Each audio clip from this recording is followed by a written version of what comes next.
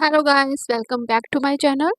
So in this video we will talk about the teaching aptitude, and this is our first chapter. As you know, teaching aptitude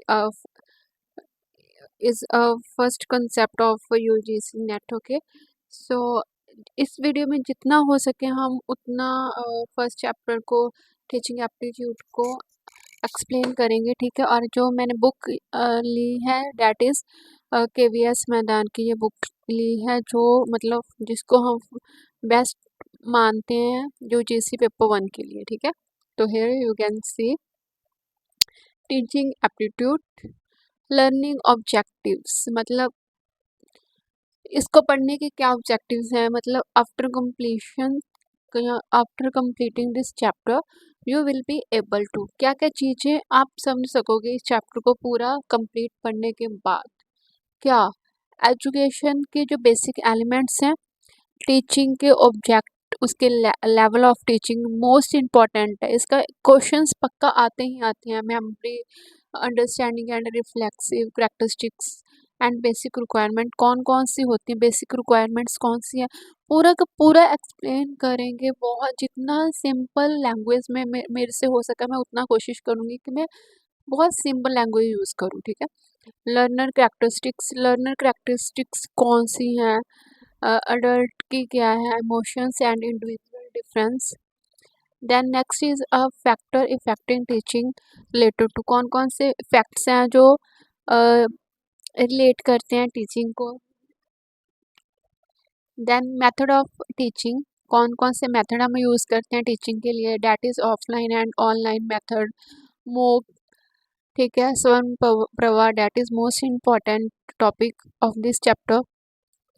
teaching support system, traditional support करते हैं, modern है, जो ICT based हैं, सारे के सारे जो concept हैं उसको प्रॉपरली हम एक्सप्लेन करेंगे, ठीक है। एवोल्यूशन सिस्टम, इसमें से एक ना ही क्वेश्चन तो पक्का आएगा ही आएगा, ठीक है। That is most important topic. So here you can see a first topic, that is education. So education, the word education has a wide meaning and it's difficult to define it in a precise term.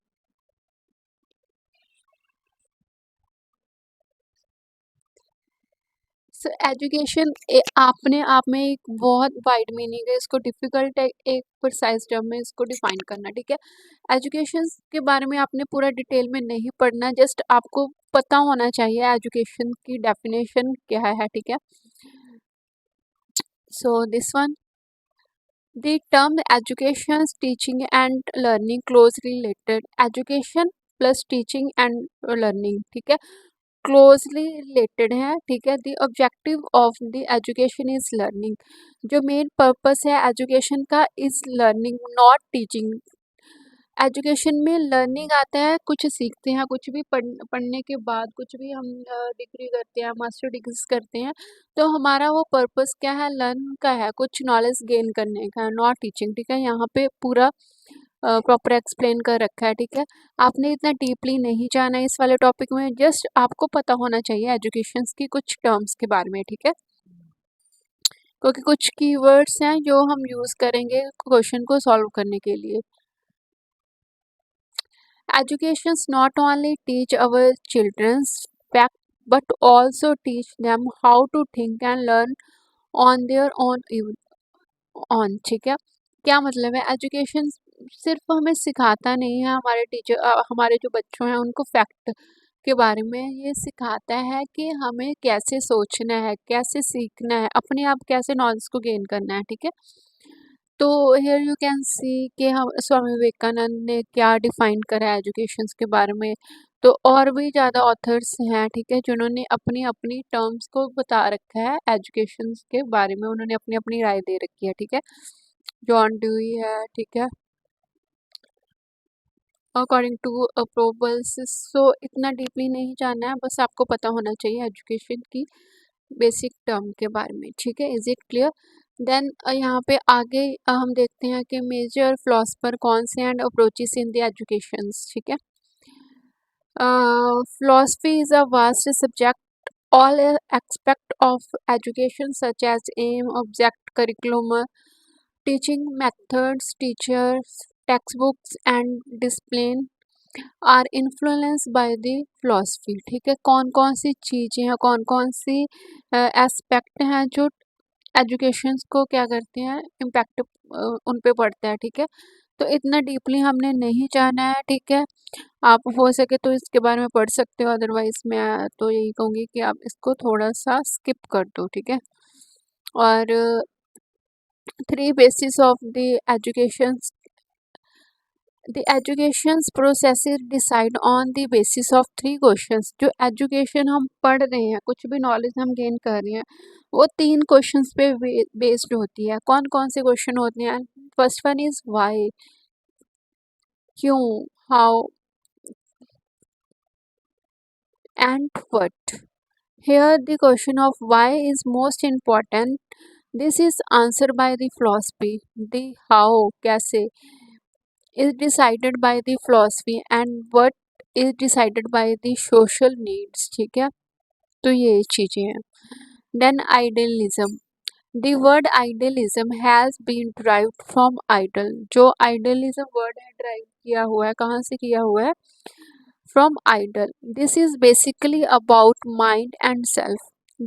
That is actually spiritualism. ठीक है, the universal mind और God is centre in the understanding in the word. मतलब idealism में हम क्या मान के चलते हैं कि God is a centre in understanding the word. मतलब गॉड को हम सेंट्रलाइज मान के चलते हैं। ठीक है, God is the source of all the certainties and knowledge, spirit and mind constitute reality. ठीक है, जो आइडियलिज्म बेसिकली किस किस वर्ड से लिया हुआ है? आइडल पे। ठीक है, तो हम ये चीज़ मानते हैं जो भी सर्टन जो भी क्रिएशंस हैं, source of all the creations and knowledge. ठीक है, जो आत्मा है वो किस पे डिपेंड करते हैं? उसका जो सोर्स है वो है गॉड। ठीक है, तो आइडियलिज्म के लिए वर्ड यूज करेंगे गॉड। ठीक है, तो एमसीक्यू क्वेश्चन में बस यही चीज़ ध्यान रखनी होती है कि आपको कुछ कीवर्ड्स पता होने चाहिए। ठीक है, अब आइडियलिज्म के साथ रिलेट क्या हो रहा है? गॉड। ठीक है, तो ये चीज़ें करनी है आपने। देन है नेचुरलिज्म। नेचुरलिज्म में क्या है?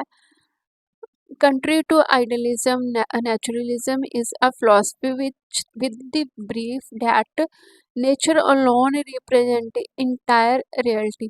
मतलब इस आइडियलिज्म में हम जो प्रेफर करते हैं सिर्फ गॉड को मानते हैं। ठीक है, नेचुरलिज्म में हम क्या मानते हैं कि जो भी चीज़ें हो रही हैं वो अलोन रिप्रेजेंट इंटायर रियलिटी को कौन रिप्रेजेंट करता है? जो नेचर है। नेचर ही एक अकेला नेचर ही है जो सारी एंटायर रियलिटी को क्या है? रिप्रेजेंट करता है। ठीक है, तो नेचर एंड नेचुरलिज्म मतलब आप अंडरस्टैंड कर ही सकते हैं। ठीक है, बिल्कुल कॉमन है। तो इसमें नेचुरलिज्म में जो सारा का सारा फोकस है वो नेचर पे है। ठीक है, तो human life is a part of the nature. मतलब सारा कुछ किसके इर्द गिर्द घूमेगा? नेचर के। नेचुरलिज्म में नेचर वर्ड की वर्ड्स यूज करना है, आइडियलिज्म में आपने क्या देखना है? गॉड। ठीक है,